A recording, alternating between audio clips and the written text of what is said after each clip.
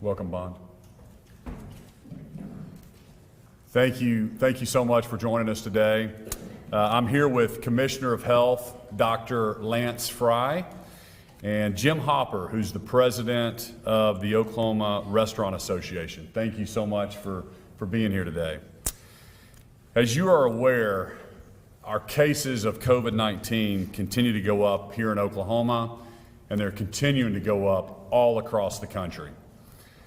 The number of people hospitalized with COVID-19 in the state of Oklahoma has gone up 19% just in the last week.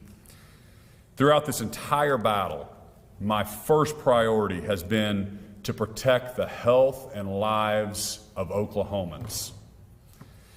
That's still true today, and it's always going to be true. Two other things are also very important to me.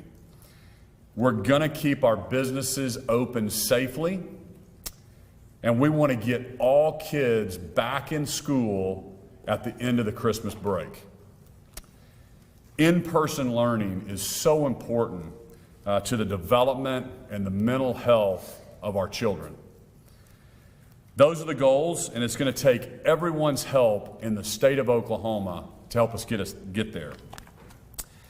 Today, I'm announcing the following actions.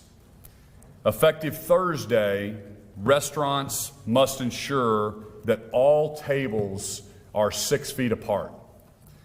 This will allow them to continue to operate safely while making sure everyone is socially distanced. If they can't stay 6 feet apart, they can also install properly sanitized dividers between tables, booth, and bar areas. The goal is to keep groups separated so we can slow the spread of COVID. Also effective Thursday, I'm requiring all bars and restaurants to close at 11 p.m. No in-person service of food or alcohol will be allowed after 11, except for curbside or drive-through windows. We need to slow the spread of this virus. Data shows that social distancing is harder to maintain as it gets later at night, especially in bars.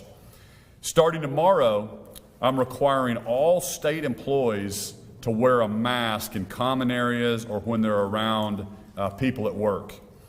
This applies to 33,000 state employees across all state agencies that fall underneath the executive branch. Masks will be required for anyone visiting state buildings as well. I continue to encourage Oklahomans to wear a mask, wash your hands, watch your distance.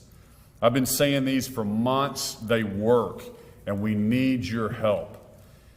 From the beginning, I've promised Oklahomans to always make the right decisions based on the facts and the data here that we're seeing in Oklahoma.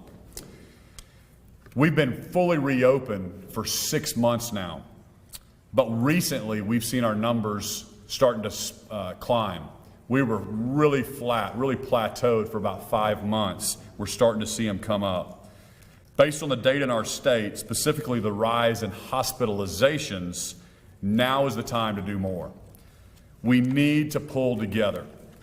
Oklahoma, I need your help. But more importantly, our doctors, our nurses, our healthcare professionals, and hospitals need your help. Today is the 113th birthday of Oklahoma. Oklahomans have rallied together during tough times and throughout our history, and we'll do it one more time together. What we're announcing today, it won't last forever, but they're targeted steps that we can do to keep Oklahomans healthy, to keep our businesses open safely, and to keep our kids back in school in person. The reality is these steps, they're not magic bullets. It's up to all of us. This virus is spreading throughout the country right now. Oklahoma's not alone. Big cities, small towns, West Coast, East Coast, all in between are seeing their cases increase.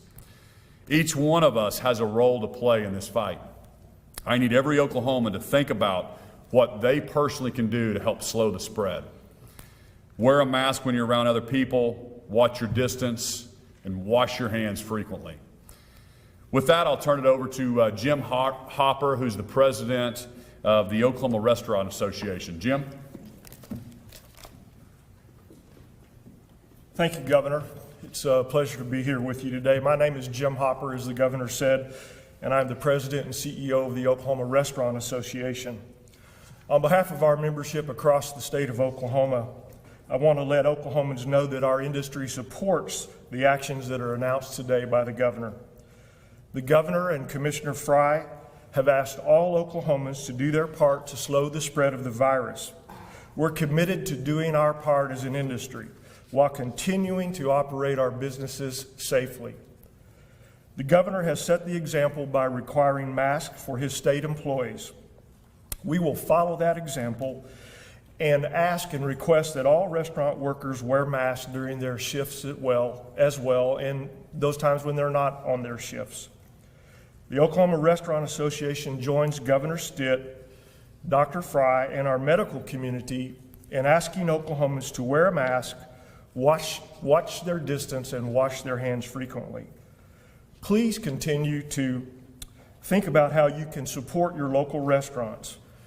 We desperately need your help, whether it's dining in safely or ordering food to go. Thank you, Governor, and I'm going to now turn it over to Dr. Frye.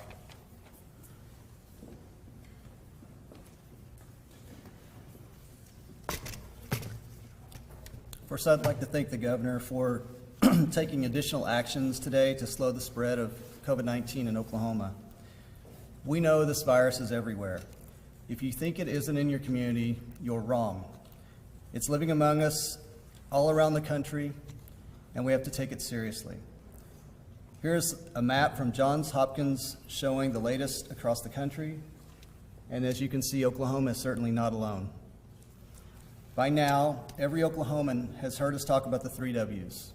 Wear a mask, wash your hands, watch your distance. These actions aren't trite. Science says they work to slow the spread. The Governor has said countless times to wear a mask, and it's critical that you do. Masks work, but we can't just anchor on masks. They're only a part of the story. Like all Oklahomans, I am looking forward to Thanksgiving next week. I love Thanksgiving. I love getting together with my family. We have family traditions, as I'm sure you do as well. And I want everyone to take the time to enjoy their time off with their families, take the time to recharge. But we have to do it safely. If we don't adjust how we gather safely next week, Christmas could be much worse. It's been a long, tough year full of challenges and disappointments. COVID has changed all of our lives. That doesn't mean you can't enjoy the holiday. Small things can make a big difference. Get a free test before gathering with your family. Call 211 to find out where you can go to do this. Spread out tables around your house so you can distance appropriately. Open a window or a door. Eat outside if the weather's nice. Wear a festive mask for the holiday. Deliver food to at-risk family members and talk to them from a safe distance. One of the reasons I love living in Oklahoma is because we care about each other. It's what makes our state unique. Today, the Governor and I are taking continued steps to slow the spread, but we can't do it alone. We need your help to do the right thing. The health and life of every single Oklahoman is worth it. Join with us. Let's make this Thanksgiving a safe and happy one. Governor. Thank you, Dr. Frye. Thanks, Jim. Really appreciate you being here. Remember, Oklahoma, we have 3 goals. Number 1, protect the health and lives of Oklahomans. Number 2 is to keep our businesses open safely. And number 3 is to get all kids back in school, in-person learning at the end of the Christmas break. The CDC has found that not being in school is significantly impacting the mental health of our young people. As a father, that breaks my heart. We need to slow the spread so we can get our kids back in school. With those goals in mind, we're taking these steps. requiring restaurants to space their tables 6 feet apart, closing bars and restaurants at 11 p.m., and I'm requiring each of my 33,000 employees to wear a mask while they're at work. These aren't our first actions. They won't be our last. I've issued dozens and dozens of executive orders since mid-March. We've acquired PPE, we've suspended regulations, and we've built up capacity in our hospitals. We are continuing to work with the hospitals and our medical community every single day. We're working on more ways to get rid of red tape to make sure hospitals can take care of everyone who gets sick, COVID and non-COVID patients. We'll keep following the data and do what's best for Oklahomans. We'll make the right decisions at the right time. A vaccine is on its way, but we need to buckle down until then. I know we're all getting tired, but this is really important. I need your help right now to flatten this curve. We're all going to have to make sacrifices in one way or another, but they're sacrifices worth making to keep everyone healthy, keep our businesses open safely, and to keep our kids back in school in person. We'll open it up now to a few questions. Requirement that state employees wear masks. Is that like this building in lawmakers? We're reaching out to the pro tem and the speaker, and I'm assuming they're going to follow suit with the building that they control. Governor, with the back to school initiative, do you have anything specific as to what you're aiming for or requiring? I mean, obviously every district is unique and different. How would you go about enforcing back to school after Christmas break?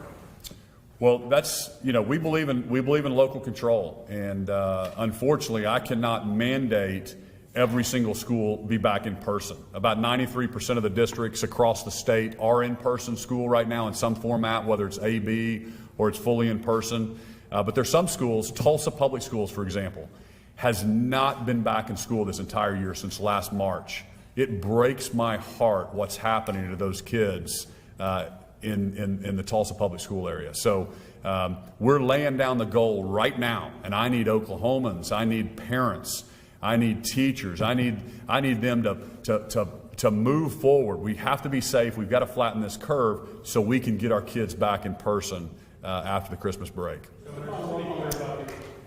Just to follow up, are you talking about sanctioning, or fining, or penalizing a district who doesn't go back until maybe March? Yeah. So again, I can't demand a school, the way our system works, we have local control in place. We have locally elected school boards and superintendents that have to make that call. The parents that I've talked to, in some cases 90% plus, are voting to be in person. So I'm laying out the goal and the vision. I believe that every kid needs to be in school in person after the holidays. That's my goal, that's the vision, and I'm going to be pressing and I'm going to be pushing and I'm going to be asking Oklahomans to help me with their local districts to require their kids be back in school. When you said your requirement that visitors to state buildings have to wear masks, that doesn't apply at this moment to anywhere in the Capitol? So in the Capitol, I'm going to need to verify that with the speaker and the pro tem. So the Capitol is a little different than the other executive state buildings. The speaker and the pro tem, I'm assuming they're going to. I just haven't personally talked to them. I know my chief of staff spoke to their chiefs of staff. I'm assuming that they're going to have the same requirements in this building. But this is not considered a state building that I have direct authority over. This is the legislature's control over this building. And so that's going to be something that will have to be talked through with the speaker and the pro tem. I'm 99% sure they're going to be with us on it, but I just can't speak for them. Governor, I think most Oklahomans feel like the except for restaurants are fairly minimal. I mean, in Oklahoma City and Tulsa, a lot of restaurants are already trying to keep distance at their tables. Most people don't eat out after 11 p.m. I mean, do you really feel like this will have a significant impact on fighting the virus? We think these are great steps. I mean, when we met with our analytics team, we actually brought in Google to determine what are the steps that we can do to lower and flatten the curve. And the two suggestions they made were bars after 11 p.m. and make sure that the restaurants were social distance. And so that's why we came out with that today. Is there any discussion on cutting capacity? For this, and how will it be enforced? I'm sorry? Restaurant side, is there a deadline when it'll end, and how will it be enforced? Jim, do you want to take that? We don't have a deadline right now. All of our executive orders have to be re-upped every 30 days. And so throughout this whole pandemic, we have re-looked at every executive order that we've issued, and we'll renew those every 30 days. If we're seeing them work and we're seeing the cases go up, the goal is to flatten them down, continue to protect the health and lives of Oklahomans, but also keep our businesses open safely. We talked to the Restaurant Association. We think that these are reasonable steps that we can make. I am not worried about the compliance because Oklahomans are compliant, and the restaurants are doing a great job. If you remember back in March when we limited any in-dining restaurants and then everybody innovated and went to curbside, we don't see any problems after 11 p.m. So there won't be an enforcement policy, or you're just operating on an honor system, or is there going to be a way? Well, the state obviously has the ability to pull licenses from different businesses. We haven't discussed that because, again, we're just rolling this out right now. I anticipate everybody being in compliance. We're all Oklahomans. We're all trying to flatten the curve together, and not even thinking about the enforcement at this point. Is there any discussion on cutting capacity of bars and restaurants rather than just the social distance aspect of it? Yeah, we talked about the cutting capacity and putting a number on it, but every building is different sizes, and so we knew that 6 feet apart was the right thing to do. That's social distance, and so that's why we chose to go there. Two questions on the vaccines. I'm curious, once a viable vaccine candidate is distributed to the states, I'm curious, do you plan to get the vaccine, and will you recommend that others get it? And then also, are you talking about any sort of recommendation for school children to get vaccinated, just like they would for, pertussis or diphtheria or anything like that? Well, number one, we've got a great plan on vaccinations, and we're going to prioritize our healthcare workers, our long-term care facilities first. We think that our first batch will be 2,000 samples. First responders, healthcare workers, obviously first. I'm not going to stand in line ahead of anybody else. I already have the antibodies, and so I'm recommending that everybody gets it once it's available, and follow, obviously, just like we always do, follow your doctor's recommendations. Would you consider issuing a statewide mandate for masks? And what would be the harm of issuing on the day with no enforcement? Just probably put a whole review or something. Yeah, so this isn't about magic words. This is about doing the right thing. We're encouraging all of our municipalities, if they're seeing cases rise in their state. I'm also going to implement a call every single day with statewide elected officials, giving them hotspots, some data that we can share with our health professionals on how they can slow the spreads in their community. But again, we've said wear a mask since March. 100 times. We've said it today 100 times. Really, it's not about magic words. It's about making sure that Oklahomans are taking this seriously. I believe that we've taken our foot off the gas a little bit. For 5 months, we've been fully reopened for 6 months. So for the last 5 months, we were really flat on our curve. We were having about 1,000 a day cases, and our hospitalizations were bouncing between 500 and 600.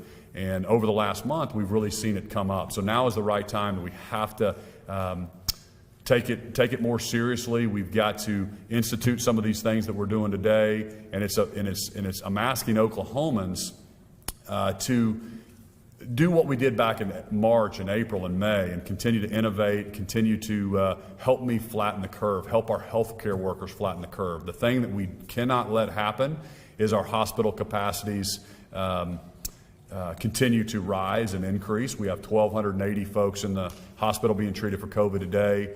We want to watch that very, very closely. Given that several hospitals are at capacity, Stillwater and Cypress, what kind of plans are in action now to help the hospital capacity situation? Yeah. Dr. Frye?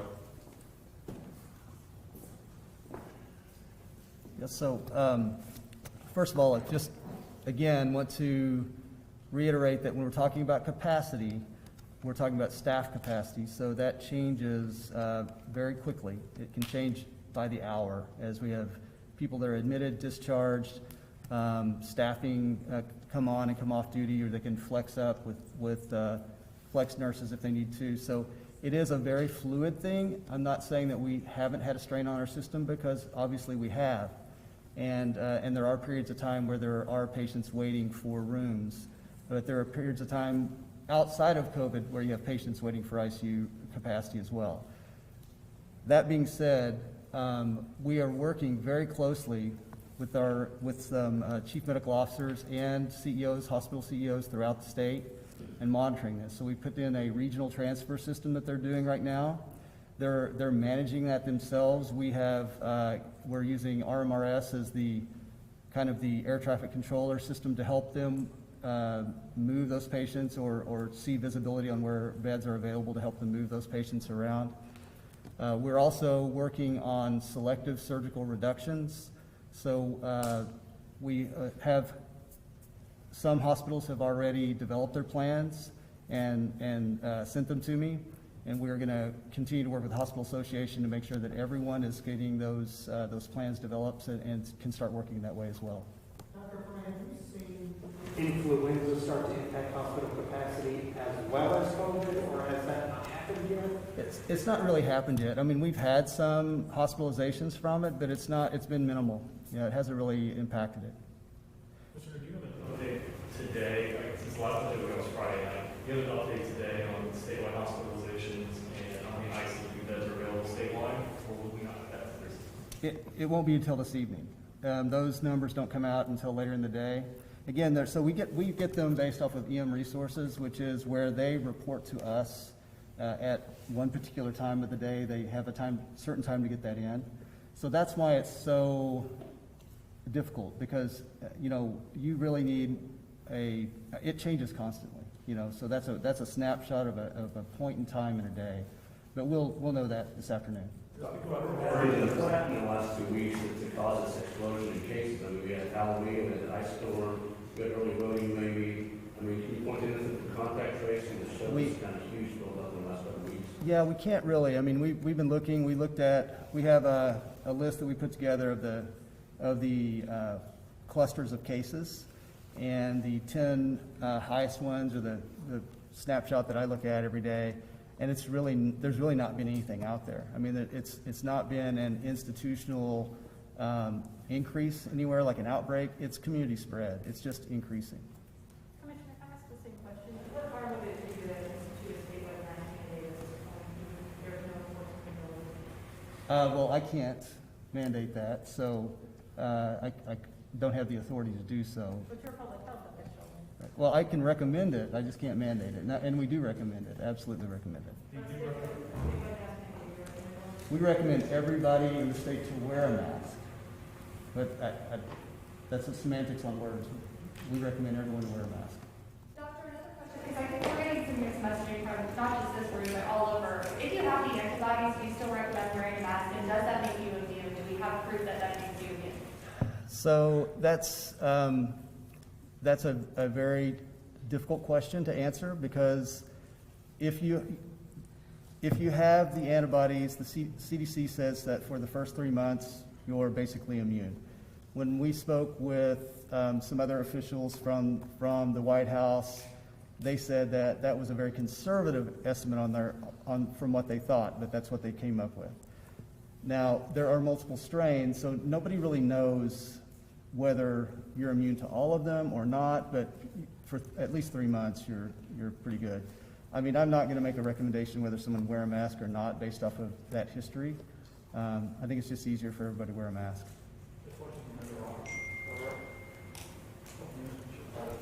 So you said earlier that you support two measures and. I'm sorry, could you repeat that, please? You said earlier that you support your association supports the two measures taken by the governor related to restaurants. Were there any measures that you discouraged the governor from taking, or that you opposed in your conversation with the governor's office? No, not at all. We've been, as an industry, we started working with the governor and the health departments back in March. We had meetings with the governor and his team, and because they asked for some best practices for what our industry could do to help, and so we've been working very closely the entire time. with the governor and thankfully the governor and his team and the health departments, by working together, they have agreed, we've all agreed these are the best steps to take. And so we've done that. We've been doing that since last spring. And so we want to do our part now with the spike to help. And so we are very supportive of what the governor's asked us to do. Do you feel like restaurants are already kind of abiding by the 6-foot rule, and so what's the kind of impact? I'm sorry, Sorry. Do you feel like restaurants are mostly abiding by the 6-foot rule, and so then what impact do you think? well, yeah, you know what, there's always some businesses, not just restaurants, but some businesses that will say, you know what, it's, for whatever reason, these are not steps that we want to take. We have encouraged our industry and our members to do that statewide. We put out a daily update and have since March. And one of our biggest messages, you know, even where it's not mandated, it's a good thing just to model good behavior to wear a mask to keep not only your employees safe, but your customers safe, because our industry needs to survive. What do you say to restaurants, and I've got a mother-in-law with a burger restaurant called She Better Love She Can Get. What do you say to the restaurants who say, you take away a table, you take away some money, so I'm probably not going to get another round of PPP for a while. There's obviously some fear. You close a table, you close off a little bit of income. What do you say to the business owners? Okay. I really apologize, but it was difficult for me to get the gist of what you're asking. He said, what do you say to business owners who are concerned about that they lose revenue? Oh, that they're going to lose You take revenue? away a table, you're taking away another check that comes in of food, you know? Well, obviously restaurants need to survive. That's not true just for the restaurant, but that's true for the economy as a whole. Restaurants are one of the restaurant industry and the hospitality industry in Oklahoma is one of the largest private sector employers there are. So people need those jobs. Restaurants need to serve people. That's what they do. They do it well. And they need to generate the income, which generates a sales tax. So all those things, and I'm not sure I'm being exactly responsive to your question, but it's just so very, very important for this industry to survive. And so whatever we can do in cooperation and in partnership with the governor and with the health departments to survive, that's what we're going to do. But are you confident that these new regulations will not be, you know, the straw that breaks the camel's back for some of these businesses? It's going to be difficult, and it will take away sales, but we've seen so many restrictive things that have been done in other states by completely shutting down in-person dining, inside dining, and we don't want that to happen. And so whatever steps that we can take to allow the restaurant industry in Oklahoma to survive, that's what we'll support. Governor, I have one other for you. Under what authority will these restrictions come? Will this be an executive order or under what authority? Yes, it'll be an executive order.